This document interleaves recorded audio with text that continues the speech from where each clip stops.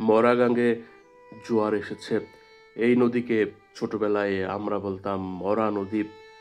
দুই পাশে দুই জেলা, গাজীপুর এবং নরসিংদী। পুরাতন ব্রহ্মপুত্রের সবচেয়ে প্রাচীন প্রবাহ বলা হয়ে থাকে হিমালয় পর্বতের উত্থানের আগে ব্রহ্মপুত্রের জন্ম হয়েছিল। সেই ব্রহ্মপুত্র এঁকে বেঁকে বয়ে চলে এই পথে গিয়ে লাখপুর হয়ে নরসিংদী জেলায় অভ্যন্তরে প্রবেশ করে এরপরে নারায়ণগঞ্জে গিয়ে লাঙ্গলবন্দের পাশ দিয়ে ধলেশ্বরীতে মিশেছে। চীন দেশের তিব্বতে এই নদীর উৎপত্তি, তারপর আসাম হয়ে বাংলাদেশে এসে গাজীপুরের উত্তর প্রান্ত টুকে এসে শীতলক্ষ্যা তথা বানার নদীর তৈরি করেছে। এরপর পূর্ব দিকে আড়ালিয়া থেকে টার্ন নিয়ে